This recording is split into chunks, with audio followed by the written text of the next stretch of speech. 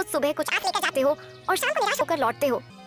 क्या तुम्हें नहीं लगता कि पूरे गांव में सबसे बड़ी हालत हमारी है? क्या करूँ राधा, तू ही बता। मेरी किस्मत ही फूटी हुई है, तो मैं क्या कर सकता हूँ? जब भी ये हालात सुधरने लगते हैं कुछ न कुछ ऐसा हो जाता है कि फिर से सब कुछ बिगड़ जाता है। अब देख, पहली बार जैसे से कुछ जमा किया तो बीमार पड़ गई, सब खर्च हो गया। फिर रतन के पैर में वो गहरी चोट, पूरा इलाज करवाने में फिर से सब कुछ खत्म हो गया। तभी 10 साल का रतन दौड़ता हुआ आया और उसकी मासूम आंखों में भूख थी, पर मन में कुछ कहने की हिम्मत भी। पिताजी, मेरे मन में कई दिनों से अच्छा खाना खाने की इच्छा हो रही है। हमारे घर में दूसरों की तरह पकवान क्यों नहीं बनते? रघुवीर की आंखें नम हो गई। तू चिंता मत कर बेटा, हमारे दिन भी जरूर बदलेंगे। एक वक्त आएगा जब हम लोग दूसरों से भी अच्छे पकवान बनाएंगे, फिर तेरा जो दिल करेगा वही खाएंगे। लेकिन पिताजी, एक बात बोलूं, जब पड़ोस की ताई अम्मा के घर से पकवानों की खुशबू आती है ना, तो मैं तो खींचा चला जाता हूँ। एक दिन चला भी गया था, लेकिन उन्होंने मुझे देखते ही खाना छुपा लिया और कहा, यहाँ मत आ, भाग जा यहाँ से। तो मैं वापस आ गया। राधा की आंखों से आंसू बहने लगे। उसका दिल जैसे किसी ने मसल कर रख दिया हो। रघुवीर कुछ नहीं बोला, चुपचाप अपने औजार उठाए और लोहार की दुकान की ओर चल पड़ा। रघुवीर की लोहार की दुकान गांव के चौराहे पर थी। उस दिन जैसे ही उसने भट्टी सुलगाई और हथौड़ा उठाया, उसे लगा कि उसके बाजुओं में अब पहले जैसी ताकत नहीं रही। उसके हाथों की चोटें भी जैसे थक चुकी थी।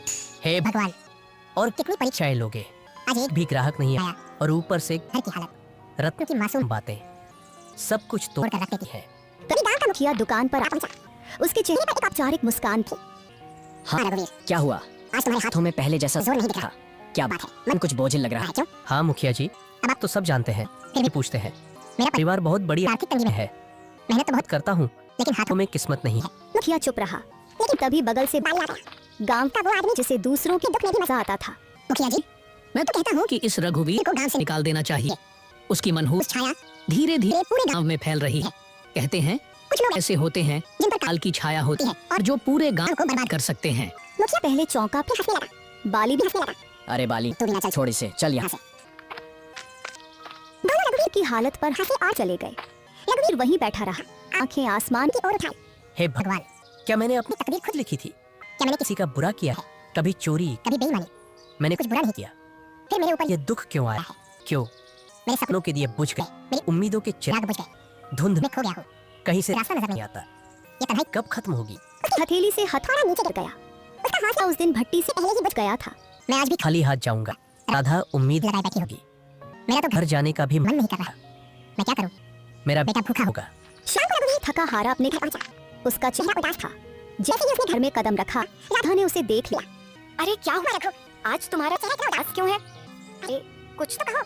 रघुवीर की आंखें भर आई। उसने धीरे से राधा की ओर देखा। अब तो सारे गांव वाले भी मेरी बुरी किस्मत का मजाक उड़ाने लगे हैं। है राधा। और मैं क्या कहूँ? आज तो दुकान पर एक भी ग्राहक नहीं आया। हाँ, और ऊपर से मुखिया और बाली, वो दोनों मेरी किस्मत पर हंसते हुए चले गए। मैं तुम्हारे ये खाने के लिए भी कुछ नहीं ला सका। राधा चुप हो गई।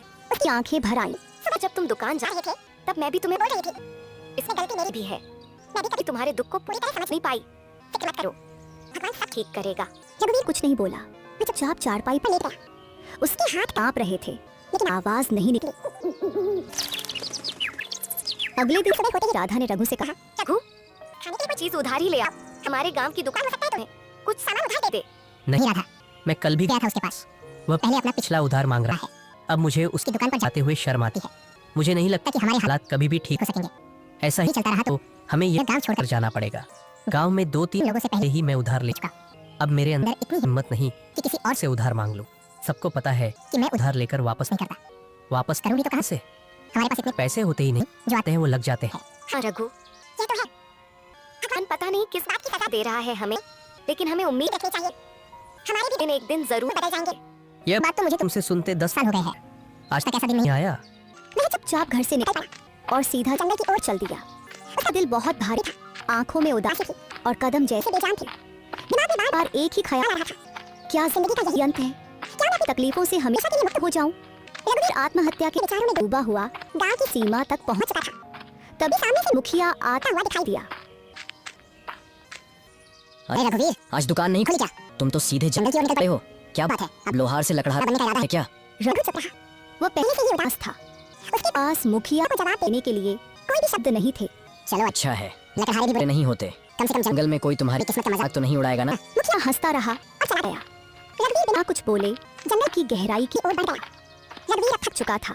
उसके पैर जवाब दे चुके थे। वह एक घने वृक्ष की छाया में बैठ गया और आसमान की ओर देखने लगा। मैं मत धूना, इसीलिए किसी के सामने रो नहीं सकता। अगर राधा और रतन मुझे रोते हुए हुए देखे थे तो उनका मनोबल टूट जाता। इसीलिए मुझे जंगल आना पड़ा। भगवान, तू मेरी कितनी परीक्षा लेगा। रघु उदास होकर आसमान की तरफ देखते हुए बातें कर रहा था कि अचानक उसके कानों में किसी के चीखने की आवाज आई। कोई है तो मेरी मदद करो। वह उठा और इधर-उधर देखने लगा। अचानक उसकी नजर एक साधु पर आई जो जमीन पर गिरे हुए थे। रघुवीर तुरंत उनके पास गया। साधु महाराज, आपको क्या हुआ? आप ऐसे क्यों पड़े? बेटा, मैं रात की ओर जा रहा था, रास्ते में मेरे पैर में जोर की मोच आ गई मैं गिर पड़ा और तभी से इस सुनसान जंगल में पड़ा हूँ। ये जंगल इतना वीरान है कि यहाँ कोई आता आता ही नहीं। कई दिन हो गए कोई इंसान इंसान नहीं दिखा। मुझे बहुत बहुत प्यास लगी है। मेरा गला सूख रहा रहा है। है, अगर जल्दी पानी नहीं मिला तो शायद मैं बच न सकूं। रघुवीर घबरा गया और तुरंत इधर-उधर देखने लगा। शायद कहीं से पानी या कोई मदद मिल जाए। परंतु यहाँ तो दूर दूर तक कोई तालाब दिखाई नहीं दे रहा है महाराज। बताइए साधु महाराज, अगर आपको पता हो कि पानी कहाँ मिल सकता है तो मैं अभी अभी ले आता हूँ। यहाँ से से लगभग 2 मील दूर एक तालाब है। तुम मेरे लिए वहाँ से पानी ले आओ बेटा। इतना कहकर साधु ने अपना कमंडल रघुवीर के हवाले कर दिया। थका हुआ रघुवीर बिना देर के उस दिशा में चल पड़ा जहाँ से अपनी आखिरी उम्मीद नजर आ रही थी। जंगल की खामोशी के बीच वह अपनी थकी हुई टांगों के बावजूद तालाब तक पहुँच गया। जब उसने कमंडल पानी में डाला अचानक तालाब से धुआं उठने लगा। धुआं धीरे-धीरे एक भयानक औरत की शक्ल लेने लगा। यह दृश्य देखकर रघुवीर के दिल में डर और हैरानी की लहर दौड़ गई। तेरी हिम्मत कैसे हुई उस तालाब का पानी लेने की? क्या तुझे नहीं पता कि उस तालाब से कोई जल नहीं ले सकता? देखो, मुझे सच में नहीं पता था कि ये तालाब तालाब, तुम्हारा है। मुझे माफ करो, मैंने ऐसा कोई कुछ अपमान नहीं किया। मैं एक गायन हूँ। अगर तुझे ये जल चाहिए तो मेरी एक पहेली का उत्तर देना होगा। अगर उत्तर गलत किया तो इसी तालाब में मैं डुबोकर मैं तुझे मार दूंगी। लेकिन हाँ, एक और रास्ता है जिससे तू बच सकता सकता है। तू बिना जल लिए ये यहाँ से चला जा न पहेली न मौत। रघुवीर गहरी सोच में डूब गया। एक ओर साधु की प्यास और दूसरी ओर मृत्यु का भय। मैं यहाँ से जल लिए बिना बिल्कुल नहीं जाऊंगा। मैंने किसी से जल लाने का वचन वचन दिया है, और मैं अपना वचन नहीं तोड़ूंगा। तो मेरी ये पहेली मेरी सुन, एक घर ऐसा हर दिशा में खुला हो, जिसके अंदर उजाला हो, न कोई खिड़की हो, न कोई दरवाजा, दरवाजा न कोई दीवार हो, और ना ही कोई जमीन, फिर भी सब कुछ उसमें समाया हो। बता। कौन है वो? रघुवीर ने कुछ क्षणों के लिए अपनी आंखें मूंद ली। उसकी सांसें तेज और बेकाबू थी, मानो दिल के भीतर एक तूफान चल रहा हो। लेकिन उसके चेहरे पर एक अनोखा सा सुकून था, एक गहराई से भरा शांत भाव, जैसे वो अपने भीतर की रोशनी से सच्चाई को खोजने की कोशिश कर रहा हो। अंदर से बेचैनी के बावजूद उसके माथे पर एक दृढ़ संकल्प की रेखा साफ नजर आ रही थी, जो ये बता रही थी कि वह हार मानने वाला नहीं है। वो है मनुष्य का मन, जो हर दिशा में खुला होता है, जिसमें बड़ा उजाला भी होता है, और अंधकार अंधकार भी। न कोई दीवार, न कोई दरवाजा, दरवाजा, फिर भी उसमें उसमें पूरा संसार समा जाता है। डायन कुछ पल चुप रही, जैसे रघुवीर के उत्तर पर हैरान हो गई हो। फिर अचानक वह जोर से हंसने लगी, एक ऐसी हंसी जिसमें हैरानी, गुस्सा और शायद थोड़ी सी खुशी भी छुपी हुई थी। तू पहला योगी है, जिसने मेरी पहेली का पहेली सही कर दिया है। जा, जितना जल ये चाहिए ले जा। आज तुझसे समय पर मुझे प्रसन्नता हुई। रघुवीर ने अपने कमंडल को ठंडे और साफ जल से भर लिया। उसकी आंखों में एक चमक थी, सफलता और संतोष की। फिर वह तेजी से लौट पड़ा। कदमों की जल्दी थी लेकिन दिल में शांति। वह सीधे उसी स्थान पर पहुंचा जहां साधु महाराज निर्जीव पड़े थे, जैसे उनके जीवन की आखिरी उम्मीद सिर्फ रघुवीर की वापसी से जुड़ी हो। लीजिए महाराज, मैं जल ले आया हूँ। साधु ने जल पीते ही रघुवीर को गहराई से देखा। उनकी आंखों में हैरानी और आश्चर्य साफ झलक रहा था। क्या सच में तुमने इसी तालाब से जल लिया है? हाँ महाराज? आपने कहा था और मैंने निभाया। मुझे लगा था कि तुम जल नहीं ला पाओगी, क्योंकि मैं जानता था कि उस तालाब में एक डायन का वास है। जब भी कोई मनुष्य जंगल में में आता है, मैं हमेशा उसकी ऐसी ही परीक्षा लेता हूँ। अक्सर मैंने देखा है कि वह मनुष्य डायन के डर से भाग जाता है, लेकिन तुम पहले मनुष्य हो जिसने उस डायन की पहेली को हल किया और मेरे लिए जल लेकर आए हो। इतना कहकर साधु ने अपनी आंखें बंद की और कुछ मंत्र पढ़ने लगे। तभी वहाँ रंग बिरंगी किरणों के साथ एक सुंदर हिरन प्रकट हो गया। तूने मेरी मदद की है, इसीलिए मैं तुझे यह भेंट देना चाहता हूँ। साधु महाराज, इतना तो मुझे पता चल गया है कि आप कोई चमत्कारी साधु हैं, परंतु मैं मैं इस हिरण का क्या करूंगा महाराज? इसे अपने घर ले जा और अपनी बेटी की तरह अपना पाल इसे। याद रख, यह हिरन तेरी किस्मत बदल देगा। मैं जानता हूँ कि तू सबसे ज्यादा अपनी किस्मत की वजह से परेशान है, वरना तेरे अंदर कोई बुराई नहीं है। तू मेहनती लोहार, हार है, तेरे मन में कोई लालच नहीं है, और तू दूसरों की मदद करने वाला भी है। इतना कहकर साधु वहाँ से चले गए। रघुवीर ने उस हिरण को सावधानी से उठाया और अपने घर ले आया। हिरण की सुंदरता और चमक देखकर रघुवीर के दिल में नई उम्मीद जगी और उसने ठाना कि उसकी रक्षा करेगा और अपनी किस्मत बदलने की कोशिश करेगा। अरे ये हिरन आपको कहाँ से मिला? रघुवीर ने सारी कहानी राधा को सुनाई। हमारे घर तो ऐसे ही खाने के लाले पड़े हैं। साधु महाराज को अगर देना ही होता तो धन देते, इस हिरण को क्यों पकड़वाया? हाँ, अब साधु महाराज ने कुछ सोच समझ कर ही दिया होगा। उन्हें भी तो हमारी इस हालत के बारे में अच्छी तरह पता। तभी वहाँ रतन आ गया। पिताजी, यह हिरन वाकई बहुत अच्छा है। मेरे साथ तो गांव का कोई भी बच्चा नहीं खेलता, क्योंकि हम गरीब हैं ना। लेकिन अब मैं इस हिरन के साथ खेलूंगा। इतना कहकर रतन हिरन को लेकर घर से बाहर चला गया और खेलने लगा। हिरन इतना सुंदर था कि जिस किसी की भी नजर उस पर पड़ती, उसका मन मोह जाता। अगले दिन रघुवीर अपने दुकान पर जाने की तैयारी कर रहा था, तभी गांव का जमींदार उसके घर आ पहुंचा। आप तो जमींदार हैं, मेरे घर पर क्या कर रहे हैं? इससे पहले तो कभी नहीं है भला? मुझ जैसे गरीब के घर में आपका क्या काम है? बात तो तू सही कह रहा है, रघुवीर, लेकिन बात ये है कि आज मैंने मैंने तेरे बेटे यानी रतन को एक हिरण के साथ खेलते देखा है। वह हिरन वाह वाह वाह, बहुत ही सुंदर था। और तू जानता है कि मुझे जानवरों को पिंजरे में रखने का कितना शौक है, तो मैं वह हिरन खरीदना चाहता हूँ। राधा यह सुनकर चौकस हो गई। वह कुछ कहने की वाली थी कि माफ कीजिए, मैं वह हिरन आपको नहीं बेच सकता। अरे भाई, मैं तुम्हें इसकी अच्छी कीमत दूंगा। आप मुझे चाहे उसकी कितनी भी कीमत दें, माफ कीजिएगा, मैं उस हिरण को नहीं बेचूंगा। जमींदार क्रोधित होकर वहाँ से चला गया। आपने ये क्या किया? जमींदार हमें इसकी अच्छी कीमत दे सकता था, हमारी हालत कुछ बेहतर हो सकती थी। मैं यह हिरण नहीं बेचूंगा, रहा था क्योंकि यह हिरण मुझे साधु महाराज ने भेंट किया है और भेंट की हुई वस्तुओं को कभी बेचा नहीं। नहीं जाता। कुछ दिन ऐसे ही बीत गए। रघुवीर और उसका परिवार हिरन से इतना जुड़ गया था कि उसे छोड़ने का ख्याल भी नहीं आता था। फिर कुछ दिनों बाद एक व्यापारी वहाँ आ पहुंचा। अरे भाई, मुझे तुम्हारा यह हिरण बहुत पसंद आया है, मैं तुम्हें इसकी इसकी मांगी हुई कीमत दूंगा। यह हिरन मुझे बेच बेच दो।